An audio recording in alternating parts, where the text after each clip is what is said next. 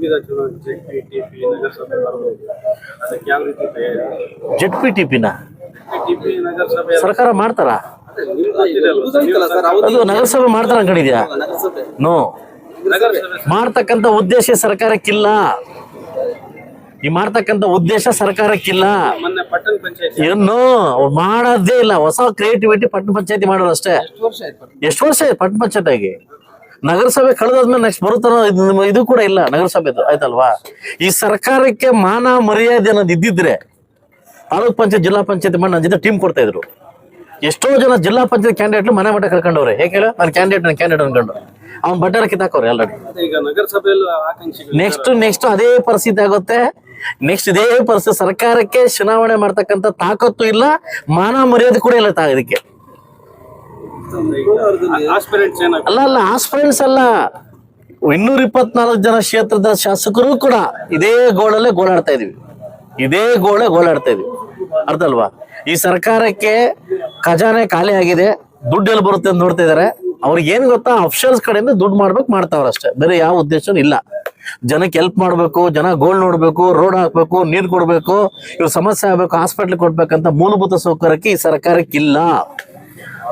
ನಾನು ನೇರವಾಗಿ ಮಾತಾಡ್ತಾ ಇದ್ದೇನೆ, ಸರ್ಕಾರಕ್ಕಿಲ್ಲ, ಉದ್ದೇಶ ಇಲ್ಲ. ಯಾರಾದ್ರೂ TP ಅಂತ ಮನೆ ಮಠ ಮಾರ್ಕೊಂಡು ದುಡ್ಡು ಇಟ್ಕೊಂಡಿದ್ರೆ ಖಾಲಿ ಮಾಡ್ಕೊಂತೀರಿ.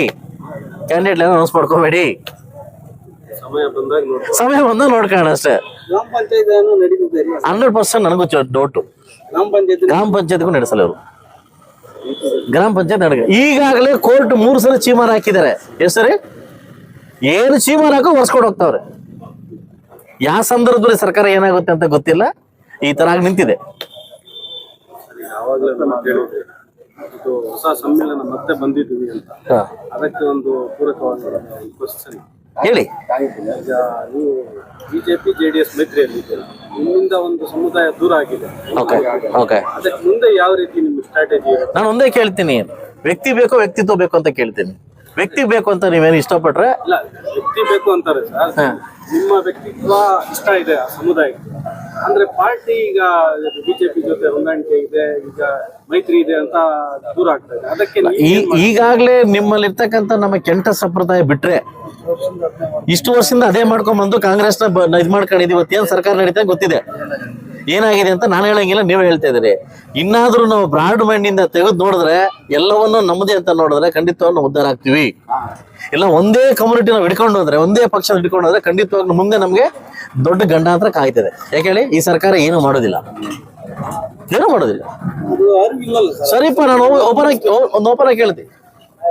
ಈ ಸರ್ಕಾರಕ್ಕೆ ಮೈನಾರಿಟಿ ಮಿನಿಸ್ಟರ್ ಒಂದು ಮಾತು ಕೇಳಿದೆ.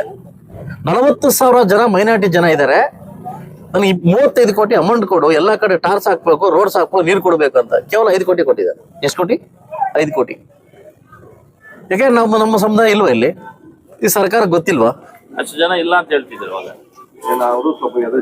ಅರ್ಥ ಆಯ್ತು ನಿಮ್ಗೆ? ಸೊ ಅದರಿಂದ ನಾವು ಎಚ್ಚೆತ್ಕೋಬೇಕಾಗುತ್ತೆ, ದಯವಿಟ್ಟು ಎಚ್ಚೆತ್ಕೋಬೇಕಾಗುತ್ತೆ. ನನಗೋಸ್ಕರ ಕೇಳಿದ್ನ ಇಷ್ಟಪಡ್ತಾರೆ. ನನಗೆ ಸ್ಟೇಟ್ ಲೆವೆಲ್ ಪಾಲಿಸಿ ಬಗ್ಗೆ, ತಂಬಳ್ಳಿಯಿಂದ ಆ ಕಡೆ ಬಗ್ಗೆ ನಂಗೆ ಬೇಡ. ತಂಬಳ್ಳಿಯಿಂದ ಈ ಕಡೆ ನನ್ ಬೇಕು. ನಾನು ಬೇಕಾ, ನನ್ನ ಜೊತೆ ಇರ್ತಾರೆ.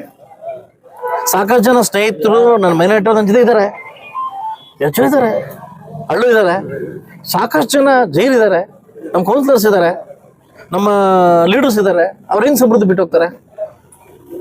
ಒಂದು ಮಾತು ಹೇಳ್ಬಿಟ್ಟು ನೋಡೋಣ ಹೆಂಗ್ ಬಿಟ್ಟು ಹೋಗ್ತಾರೆ ಅಂತ. ನಾನು ಯಾವತ್ತೂ ಬಿಡ್ಬೇಕಂತ ಸಂದರ್ಭ ಅವ್ರಿಗೆ ಮಾಡಿಲ್ಲ. ನಾವು ಅವ್ರ ವ್ಯಕ್ತಿ ಬೇಕು, ಹೋಗ್ತಿಬೇಕು.